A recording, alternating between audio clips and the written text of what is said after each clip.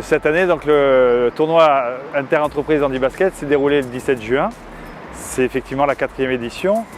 Nous avons une spécificité cette année, c'est qu'on a eu un partenariat avec un cabinet conseil qui s'appelle le cabinet Execo.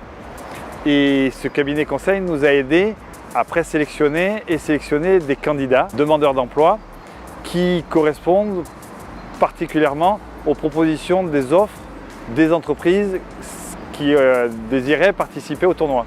Donc cette année, on a effectivement essayé de faire un effort sur le recrutement. On a travaillé avec le cabinet Execo pour pouvoir recevoir des candidats. Si je fais un résumé, on a toujours reçu des candidats qui correspondaient à nos attentes. Ça, c'est le premier point positif. Le fait d'intégrer un demandeur d'emploi dans l'équipe de basket, de handi-basket, c'est une bonne chose parce qu'effectivement, ça permet aux gens d'échanger et d'échanger sur tout, c'est-à-dire d'échanger sur l'entreprise, mais sur pas mal aussi d'aspects et ça enlève un peu encore le côté trop solennel du recrutement. Donc voilà, ça permet un échange qui est plus spontané et je trouve que c'est pas mal. Oui.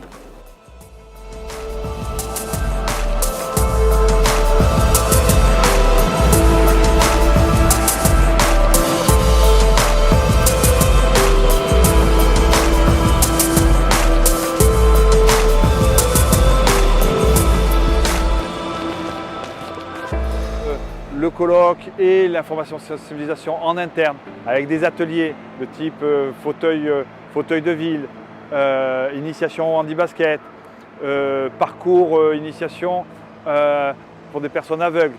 Tout ce type d'ateliers intéresse fortement les entreprises. Les entreprises s'y retrouvent parce que j'irais jusqu'à dire qu'on cherche un petit peu à provoquer la réaction des salariés pour pouvoir les faire réagir sur le handicap et essayer de leur donner une autre image que les idées classiques qu'on a sur le handicap en entreprise. Ça fait 4 ans que Sofradir s'engage sur le tournoi handi-basket.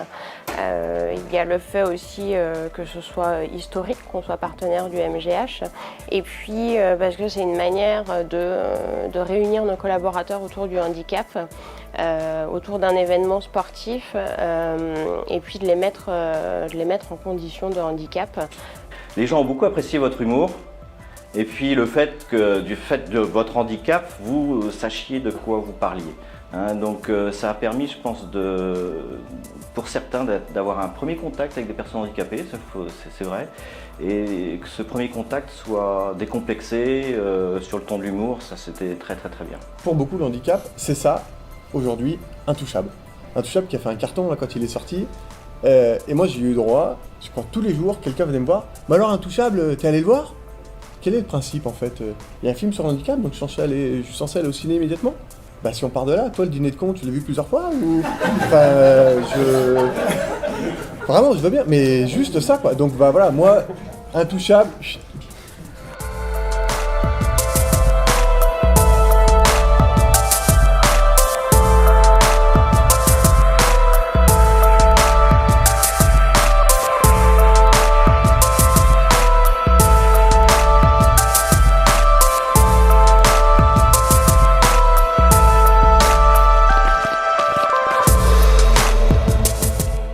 Aujourd'hui, il y a une forte demande de la part des services RH de chercher, ils nous demandent, ils sont toujours partants pour faire le tournoi inter-entreprise, mais ils désirent qu'on leur propose une réflexion sur d'autres manières d'informer et sensibiliser les salariés sur le monde du handicap.